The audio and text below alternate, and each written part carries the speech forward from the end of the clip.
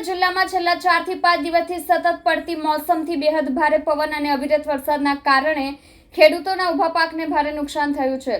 ડાંગર, તલ, શાકભાજી તેમજ કેરી, ચીકુ, કેળા અને જાંબુ જેવા બાગાયતી પાકને જથ્થાબંધ નુકસાન પહોંચ્યું છે અને કેટલાક હેક્ટરમાં તૈયાર પાક પલળી જતા ખેડૂતો પર આર્થિક સંકટ સર્જાયું છે। હાલમાં સુરત જિલ્લાના અનેક વિસ્તારોમાં ડાંગરના પાકની કાપણી થઈ રહી છે અથવા તો સુકાવા માટે ખેતરોમાં પથરાવાયો છે, પણ સતત વરસાદના કારણે પાક પલળી જતા તેની ગુણવત્તા ધોરણ ઘટી ગયું છે, જેના કારણે ખેડૂતોને માર્કેટમાં યોગ્ય ભાવ મળવાની શક્યતા ઓછી રહી છે। કેટલાક વિસ્તારોમાં ડાંગર આખો જ નાશ પામ્યો છે।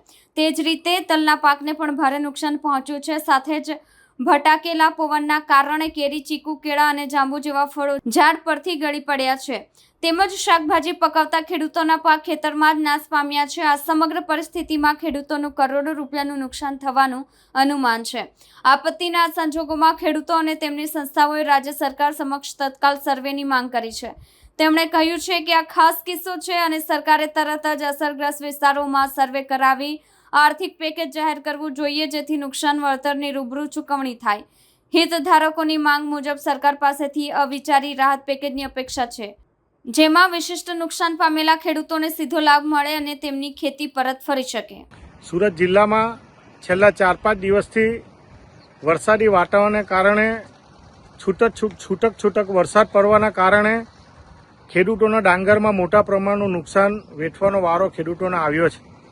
ખેડૂતોના તલ હોય, રાઈ હોય અને પવનના કારણે મોટા પ્રમાણમાં કેરીના પાકને, બાગાયતી પાકને પણ મોટા પ્રમાણમાં નુકસાન વેઠવાનો વારો આવ્યો છે।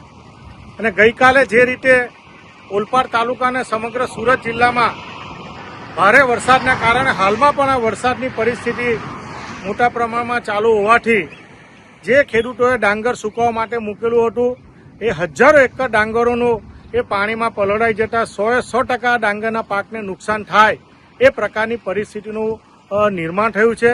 સરકારશ્રીને વિનંતી કરીએ, ખેતીવાડી અધિકારીને વિનંતી કરીએ કે તાત્કાલિક અસરથી ખેડૂતોને ખાસ સહાયના રૂપમાં સર્વે કરાવીને તાત્કાલિક અસરથી મંડળીઓ મારફત કે સરકારી ખેતીવાડી અધિકારી મારફત સહાય કરાવીને સર્વે કરાવીને તાત્કાલિક અસરથી ખેડૂતોને નુકસાન થયું છે એનો સર્વે કરવામાં આવે, લોલીપોપ આપવામાં ન આવે અને ખાસ કિસ્સામાં જે રીતે આવનારા દિવસોમાં પણ ડાંગરને મોટા પ્રમાણમાં નુકસાન થાય એ પ્રકારની પરિસ્થિતિ વરસાદના માહોલના કારણે થયું છે।